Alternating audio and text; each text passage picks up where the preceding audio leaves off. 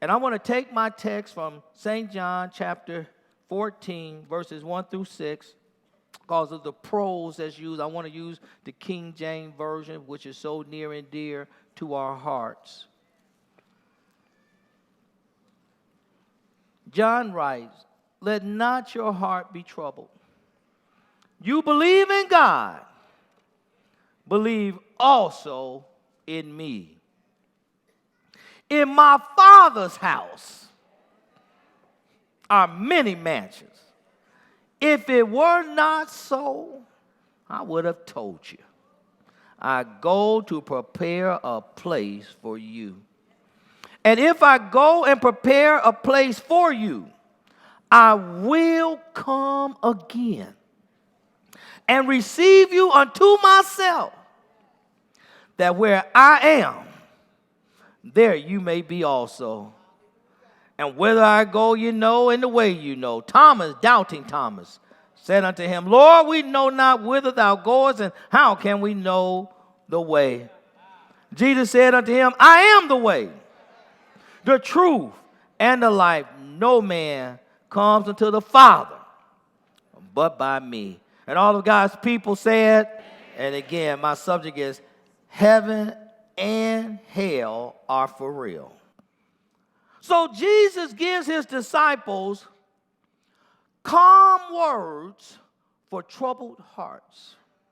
Jesus' answer to calm and reassure his disciples does not appear real or tangible to the unbeliever.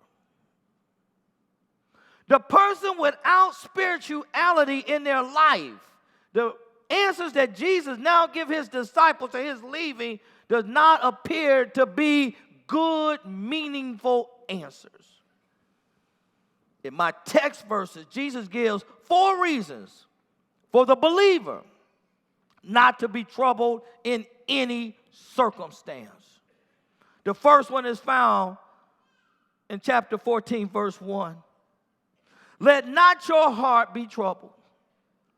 Just like you believe in God," Jesus said, "believe in me." Just like you trust in God, trust in me and his way of saying that he's God. Love the King James Version. It says, "In my Father's house are many, many, many mansions."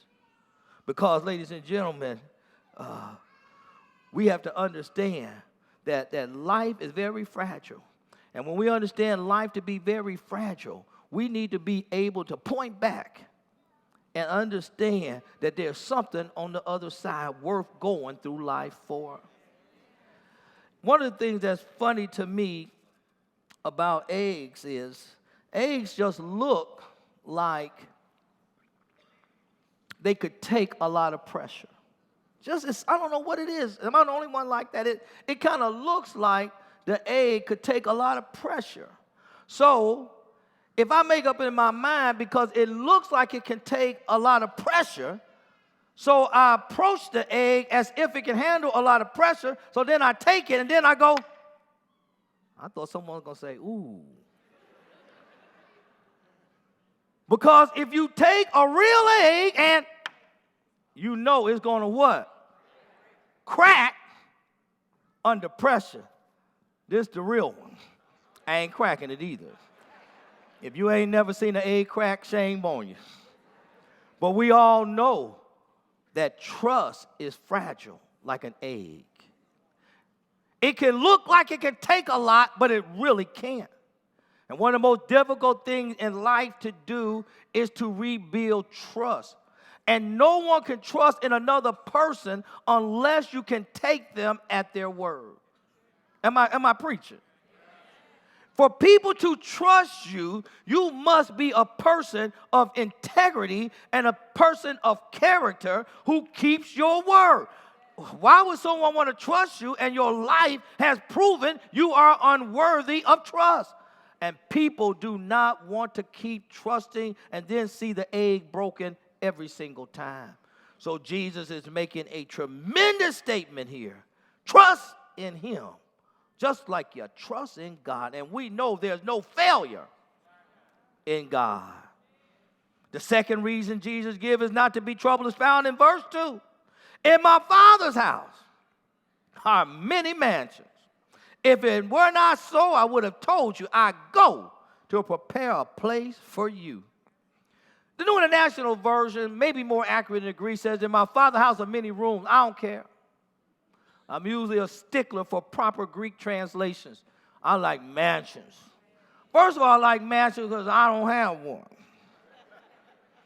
I want something in heaven that ain't got on earth. And it's this sense of ample space. It's this sense that you got far more room than you can use, just like some of your houses that you got down here today. He said, I'm going to prepare a place for you. And I know someone is watching on television and say, there they go again. Here come the pie in the sky religious folk. And it's funny, the people who criticize our Christian faith, what are they looking for after death? What do they have that beats what we have? But they say, but you're in a fantasy world. Are we or are you in the fantasy world? To not understand about life after death. You see, some people don't believe in an afterlife and they live their life accordingly. They sin. They cheat. They live immorally. They are selfish. They don't help the poor or needy. But the book of Hebrews is true. Hebrews 9:27 says, just as a man is destined to die once, and after that to do what? To face judgment. I'm reminded of the parable told by Jesus in Luke, the 16th chapter, verses 19 through 24. And I want to read it. NIV version. There was a rich man who was dressed in purple, which was a sign of having money in that time, and fine linen. He lived in luxury every day. At his gate was laid a beggar named Lazarus, covered with sores, and longing to eat what fell from the rich man's table. Even the dogs insinuated him even more and licked his sores and caused him to have even more pain. The time came when the beggar died, and the angels carried him to Abraham's side. The rich man also died and was buried.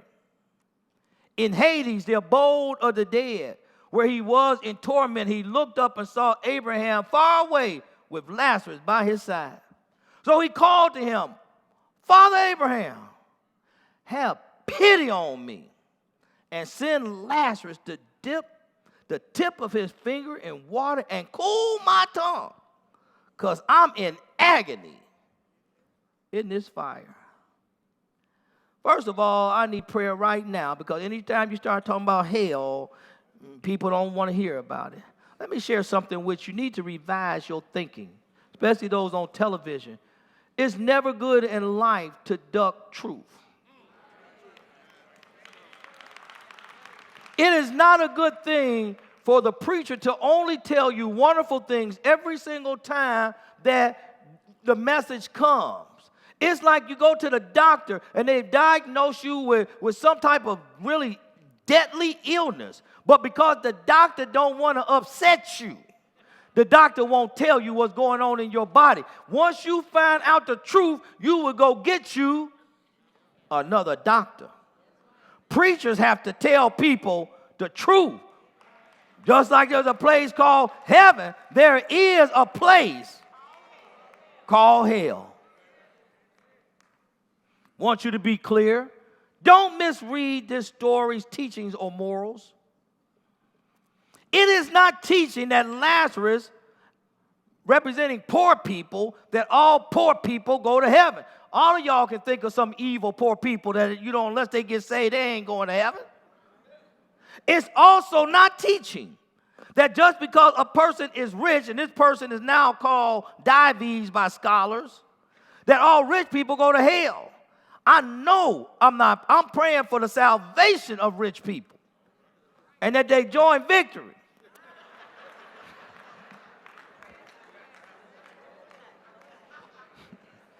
When you owe the bank over $10 million, you need some people got a little bit more than rent money. So I don't want you to misunderstand this story. Are y'all with me? Jesus is talking to the Jewish religious leaders who have seriously misplaced priorities in life, just like some of you who are here or watching on television. Note what sets up the need for the parable. In Luke chapter 16, verses 13 to 15, Jesus says these words, "No servant can serve two masters, for either he will hate the one and love the other, or else he will hold to the one and despise the other. You cannot serve God and mammon means money." And the Pharisees also, who were covetous, loved money, heard all these things, and they put Jesus down. They derided him. And he said unto them, "You are they which justify yourselves before men, but God knows your hearts. For that which is highly esteemed among men is abomination in the sight of God." We highly esteem rich people irrespective of their character. There's something wrong with that. How do you look up to someone who's a millionaire or billionaire and they have absolutely no character and no morals and full of evil, but you want to be like them only because they have money? That is a terrible way to view life. Money don't make you have character. It's how you live your life that speaks to you as a person of character and a person of integrity. But so what about people who have money? They just got money. That's all. And let me tell you something. When there is no sense of afterlife, and if money is it, then this is part of the reason our young men and young women are doing horrendous things in their life. Because if this is all that there is, then let me just hurt whoever I got to hurt, hit upside the head who I must hit, kill who I must kill, and take what doesn't belong to me. But let me tell you something. There is a place called hell. There is a sense, Lord, of accountability. These people had misplaced priorities.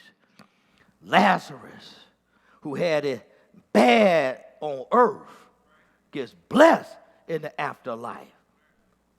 Whether he had been poor or rich, he had a hard time. Some of you have gone through a lot down here, especially suffering for the name of Jesus, doing what's right when it was much easier for you to do what was wrong. You don't think God's going to reward that in the afterlife?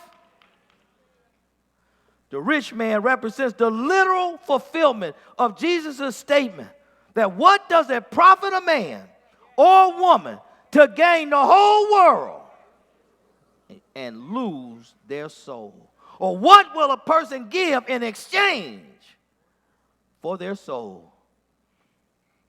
I want you to notice we get a little bit deeper into this story. The rich man did not put himself in hell, or Lazarus put himself in heaven or / paradise. When we close our eyes in death, we lose control. Do you hear me? I don't care what status you had on earth. When you die, you ain't no different than anybody else. Y'all got the same thing in common. Well, what's that? You dead. Your money don't matter. Your status don't matter. And let me tell you something. Now, note how this story was written in Luke chapter 16. I want you to note something about it. Verse 22 said, "It came to pass, the beggar died, was carried into Abraham's bosom. The rich man died and was buried." It didn't tell us that the beggar was buried. You know, some people can't afford no funeral. You don't have no money, they just cremate you, throw you away, put you out in a pauper's field someplace. The Bible is trying to tell us that the rich man, because of his wealth, had a big funeral. You can see it. You see, lack of belief in hell is not enough to keep a person out of hell. There are millions of people, they don't believe in the hell, but let me tell you something. Then what are you going to do since you don't believe in it to keep yourself out of it? And that's why God laughs at human beings, because we run our mouth and they have no power to carry out what we say. Well, the Lord said, that which I say I can do is going to come to pass whether you like it or not. Hell is a place with no exercise. If I scream fire in this place right now, if you believe me, exercise are all over this place. They are required by the fire department. There are code regulations we must follow to make sure that you can get out of here in the event of a fire. Matter of fact, what put almost another $30,000, $40,000 into the planning was I didn't even know that when you go out of here, you're going to see signs at the floor level. We didn't have that in there. Well, what was the thought? Well, the thought is that when smoke comes in the room, you need to crawl. Well, ain't no sense crawling if you don't know where the exit is. So just remember that. Not that we're going to have a fire, but if you're crawling, now let's just be frank. If some of y'all got to be crawling, we're in a whole lot of other kind of trouble. All right, I'll leave that alone. Oh, my knees, my hip.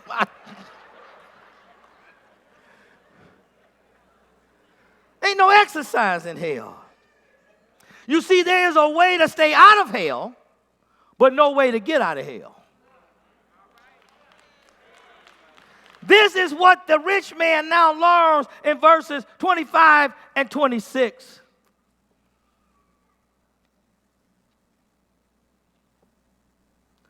He said, Abraham said to him, son, remember, in your lifetime you got good things, and like Lazarus got evil things.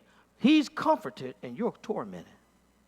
And besides all this, between us and you, there's a great gulf fixed, that they which would pass from hence to you can't, neither can they pass to us. In other words, Lazarus, who you bossed around and who you didn't even help, wouldn't even give him food from your table, had him just wait for crumbs to fall, and you could have helped him. He can't help you now. And so there's something in the consciousness about this place that the person understood he can't get out.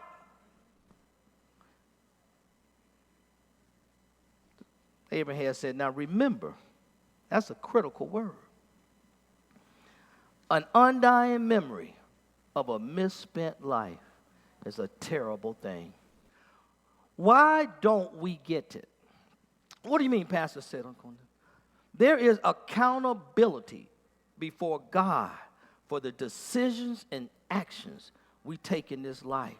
Sometimes, even as the pastor of this church, I have to watch cruelty done between husbands and wives that just almost brings me to tears.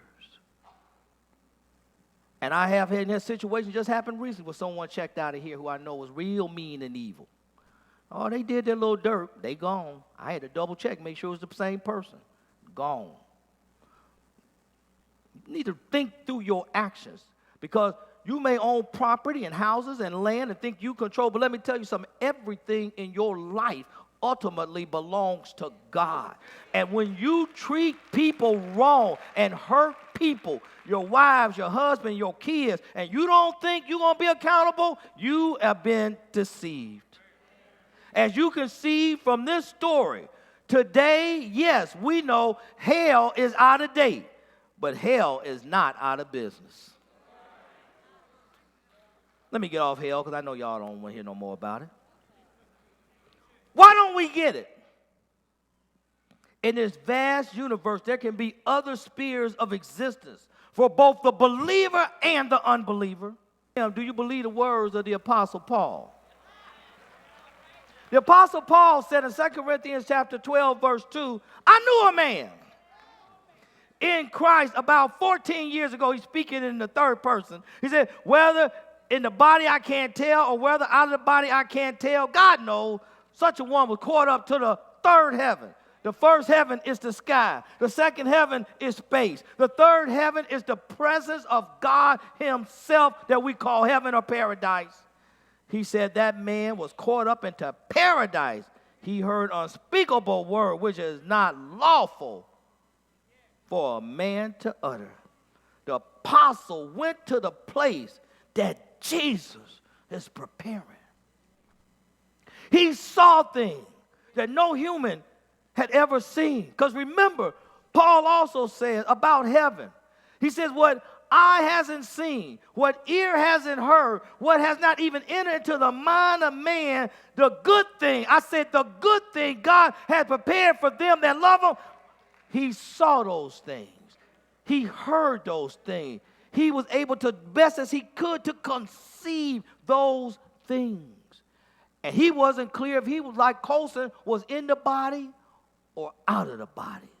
And as I close, the third and fourth reason for the believer to not be troubled in any circumstances given in the third verse of John chapter 14, where he says, and if I go and prepare a place for you, I what? I will come again, because Jesus is coming again. We're getting ready to celebrate that in a moment. It's Holy Communion. And he said, and I will receive you unto myself, that where I am, there you may be also. In the final analysis, we're not worried about where heaven is. Wherever it is, our Jesus is there. Heaven is far more about a person than a place. Know what John says in 1 John chapter 3, verses 1 through 3? How great is the love the Father has lavished upon us that we should be called the children of God. He says, and for this reason the world doesn't know us because it did not know him. Then he says, now are we the children of God. It does not yet appear what we shall be, but we know, not think, we know that when he shall appear, we shall what? We shall be like him. For we shall see him as he is. I got to finish preaching here because we got to go to communion. But I'm going to close out from my heart. I can't speak for you. But when this journey is over, when you shuffle this mortal coil, when I get to the place, no more crying, no more hurting, no more death, that place.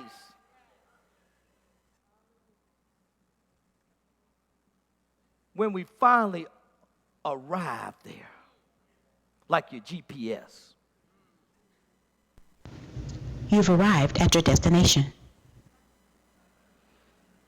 I love it when it says that on our GPS. You have arrived at your destination. Somebody said, my car don't have that. I'm praying for you to get an updated car. Or go get you a Garmin.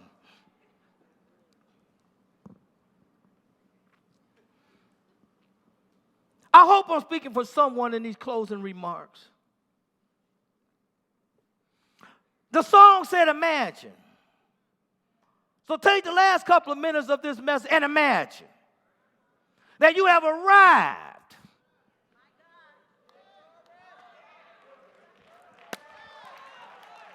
at your destination. Who is the first person you're going to go looking for? Hold on. Let's work with this. We got relatives who are in heaven. We got friends that are in heaven.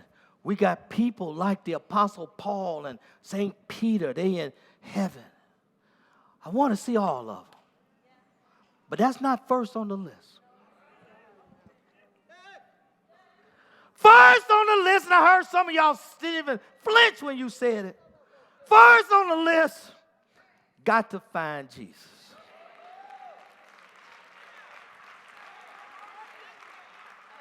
You see, brothers and sisters, it's rude to go to somebody's place and they invited you there and they the host and they didn't have to invite you. If Obama invited me to the White House, I'm going to go find Obama and thank him for inviting me to the White House because he didn't have to do it. When you get to heaven, I want to go find Jesus. I want to thank him. I want to thank him for every test, every trial, every temptation, I want to thank him because now my soul done got over and all of my doubts are over. I'm in the place called heaven. No more sea, no more hurt, no more crying. In the presence of God himself, I got to see Jesus because you and I got to thank him. Because he didn't have to do it, but he did. He chose you when you weren't worth choosing. He kept you when you weren't worth keeping. He kept you with your faith when you were doubting him. All the while, he knew you were going to be in heaven, in the place of many mansions. He sacrificed for you. Thank you for joining us today, and we look forward to worshiping with you at either our 9 a.m. or 11:30 a.m. Sunday services that are biblically based, illustrated, contemporary, and timely. Our services cater to men, women, the young, and young at heart. We also invite you to join us for Tuesday night Bible study at 7:45 p.m. and Lunch on the Word on Wednesdays at noon. We are so thankful for your continued support of this ministry. And if this excerpt from our service touched your heart to either give financially to the ministry or to purchase the entire worship service on either CD or DVD, please call 708-283-0383 or visit us online at www.victoryapostolicchurch.org.